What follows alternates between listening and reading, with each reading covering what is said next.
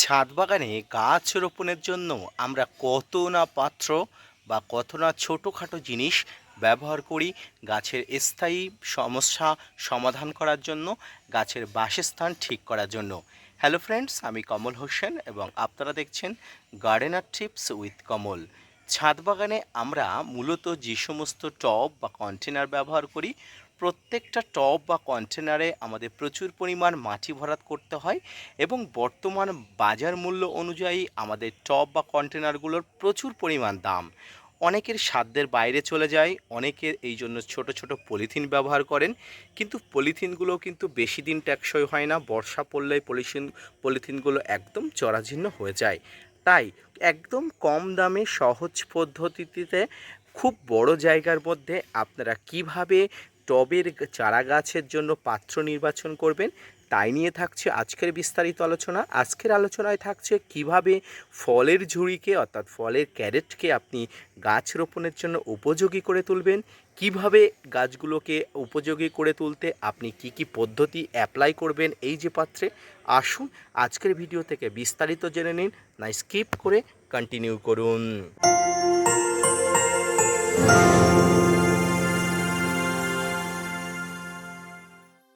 বর্তমান বাজার মূল্য অনুযায়ী একটি 50 লিটারের হাফ ড্রামের দাম প্রায় 300 থেকে 400 টাকা এবং 100 লিটারের একটি হাফ ড্রামের দাম 800 থেকে 900 টাকা বা কোথাও কোথাও 1000 টাকা দামে বিক্রি হয়। এত দাম দিয়ে ছাদ বাগানের গাছগুলো রোপণ করা অত্যন্ত কষ্টসাধ্যকর এবং অনেকের সাধ্যের বাইরে হয়ে যায়। তাই আমি আপনাদের দেখাবো কিভাবে ফলের ক্যারেটে আপনারা বা ফলের এই যে ঝুড়িগুলোতে বর্তমান বাজারে খুবই প্রচলিত এই ফলের ঝুড়িতে ছাদ বাগানের গাছ উপযোগী করে তুলবেন। আপনারা যদি এক ঝলকে আমার ছাদ বাগান দেখেন, তাহলে আমার বেশিরভাগ ফলের ক্যারেটে কিন্তু ছাদ বাগানের গাছগুলো রোপণ করা। যত দূর পর্যন্ত আপনারা দেখতে পাবেন তত দূর পর্যন্ত কিন্তু আমার ফলের ক্যারেট বা ফলের ঝুড়িতেই কিন্তু গাছগুলোকে লাগানো এবং এখানেই কিন্তু গাছগুলো কিন্তু বেড়ে ওঠা। কিছু কিছু ক্ষেত্রে কিন্তু পলিথিন ব্যবহার করা, কিন্তু বেশিরভাগ আমার ছাদ বাগানে যত গাছ আছে বেশিরভাগ ফলের গাছগুলো কিন্তু এই ধরনের ফলের ক্যারেটে। এখানে ফলের ক্যারেটে গাছ লাগানোর দুটো উপকারী আছে। এক হচ্ছে এখানে অল্প টাকায় আপনি এই ফলের ক্যারেটটা পেয়ে যাচ্ছেন, দ্বিতীয়ত কিন্তু অত্যন্ত ভালোভাবেই কিন্তু গাছ এখানে বড় হয়ে উঠছে, কোনো প্রকার কিন্তু অসুবিধা এখানে ঘটছে না। তো শুধুমাত্র এই ফলের ক্যারেট নিয়ে আসলে এখানে কি মাটি ভরে দিলে এই যে মাটির জন্য গাছ উপযোগী হয়ে উঠবে? না, এখানে কিন্তু অনেকগুলো ছিদ্র থাকে। যদিও ফলের ক্যারেট বলুন বা যে কোনো পাত্র বলুন, ড্রেনেজ হোল করতে হয় একটা দুটা বা সর্বোচ্চ হলে 4টা, কিন্তু এখানে অনেকগুলো কিন্তু ছিদ্র থাকে, যার জন্য কিন্তু সহজেই মাটিগুলো ধুয়ে বাইরে বেরিয়ে যেতে পারে এবং এখান থেকে মাটিতে থাকা খাবারগুলো সহজেই ধুয়ে বেরিয়ে যেতে পারে। এখানে গাছের কিন্তু পুষ্টিকর কোনো খাবার না দাঁড়ানোর একটা সম্ভাবনা থেকে যায়। তাই এগুলোকে উপযোগী করে তুলতে হবে। কিভাবে উপযোগী করবেন? প্রথমত আপনি যেটা করবেন, এই পাত্রটাকে ফল গাছের জন্য রেডি করা বা যে কোনো ফুল গাছের জন্য রেডি করার জন্য ছোট্ট ছোট্ট কিন্তু পলিথিন কেটে নেবেন। পলিথিন বলতে যে পেপারগুলো, সাদা পেপার, যে পেপারগুলো আপনি বাজার থেকে খুব সহজেই কিনতে পাবেন, বা বাড়িতে কোনো প্লাস্টিকের চাউলের বস্তা থাকলে সেগুলো কেটে নেবেন। কেটে নিয়ে এর চারিদিকে প্রথমে নিচের দিকে একটা ভালো করে বিছিয়ে দেবেন। এর পরবর্তীতে কিন্তু এর চারিদিকে কিন্তু চাউলের বস্তা বলুন বা পলিথিন পেপার বলুন ভালো করে কিন্তু ঢেকে দেবেন উপর থেকে নিচ পর্যন্ত। এরপরে ওই বস্তাগুলো বা পলিথিনের পেপারগুলো এখান থেকে ছোট ছোট সুতো দিয়ে কিন্তু উপর নিচে ভালো করে বাঁধন দিয়ে দেবেন। এতে কি হবে, ওই বস্তাগুলো বা ওই যে কেরি পেপারগুলো কিন্তু সহজে সরে যাবে না। এভাবে এই চাউলের বস্তা বা এই যে পলিথিন এভাবে ভালো করে ঢেকে কভার করে দিতে হবে এটাকে। এক কথায় পলিথিনের ভিতরেই কিন্তু এই বা চাউলের বস্তার ভিতরেই কিন্তু এই পাত্রটা থাকবে। এরপরে কিন্তু মাটি আপনাকে দিতে হবে। এই পাত্রে আপনি মাটি দেবেন এবং চেপে চেপে মাটি দেবেন। প্রচুর পরিমাণ কিন্তু মাটি এখানে ধরে। গাছ বেঁচে থাকার জন্য সমস্ত ধরনের উপযোগী পরিবেশ কিন্তু এখানে আছে। আপনি কিন্তু সহজেই কিন্তু এই ধরনের বস্তাগুলো, এই ধরনের পাত্রগুলো পেয়ে যাবেন। কত টাকা এবং কোথায় পাবেন?